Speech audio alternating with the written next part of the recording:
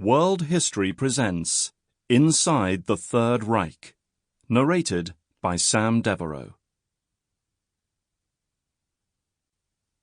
Introduction. Hitler seduces an entire nation.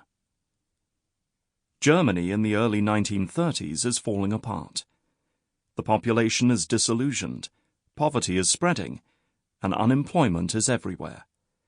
Many Germans see Adolf Hitler as the only man who can pull the country out of crisis. The Nazi leader's promise of bread and work for the people makes him popular, and his demands for revenge for the humiliating peace terms after World War I find a sympathetic audience. Soon after the Nazis first seize power, Hitler begins an unprecedented transformation of society. The unemployed are sent to build roads, young folk are forced into the Hitler Youth, and women are rewarded for giving birth to many purebred children. The young German democracy that brought the Nazi Party to the fore will be swept aside. Hitler establishes himself as a dictator and commander of the German army, which quickly steps up to become a modern war machine.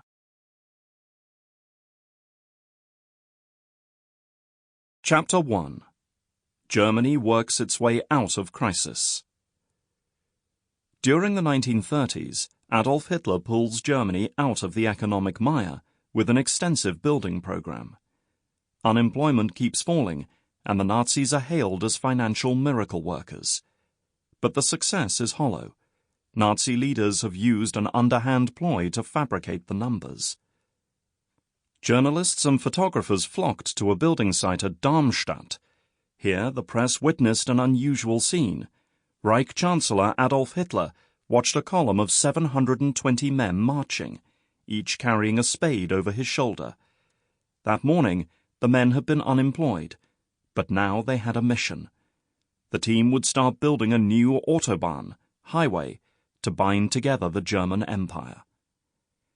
"Today we stand at the threshold of a tremendous start," Hitler stressed in a speech on Reich radio transmitted into German homes.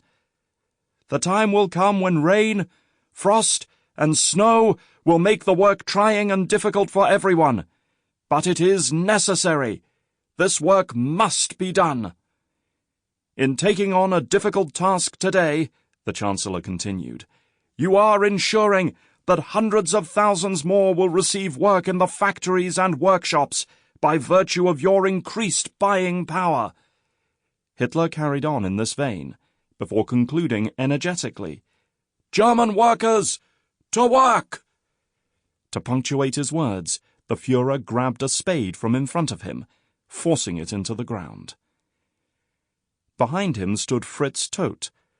Todt had been appointed by Hitler to the role of Inspector General for German roadways, and the engineer later described the scene. Again and again he plunged the shovel into the soil heap. There was nothing symbolic about the effort. This was true construction. 2 workers came, and all continued until the mound was dug out in a satisfactory manner, and sweat dripped from Hitler's forehead. Such a striking act could almost only herald better times, and optimism was needed. The empire was in crisis after several years of recession and spiraling unemployment. Germany was on the brink. Hitler's first of many shovel loads in September 1933 led to an Autobahn connecting Hamburg with Basel, literally paving the way for progress. This new road network intended exclusively for motor vehicles would bring Germany into the modern era. Equally important to the Nazis was that the work would lead to a drastic fall in the number of unemployed, which had been approaching a staggering 6 million. Todt promised that a total of 600,000, or 10% of all unemployed, would find a job in road construction. The entire nation had the opportunity to follow the initiative. Germans had left work early so that everyone could hear the radio broadcast from Darmstadt, and many felt encouraged by Hitler's speech. When he came to power just 8 months earlier, Hitler had inherited an economy in ruins. Large war reparations after the defeat in World War I had drained the country and led the economy into a vicious cycle of inflation and rising foreign loans. Sample complete. Ready to continue?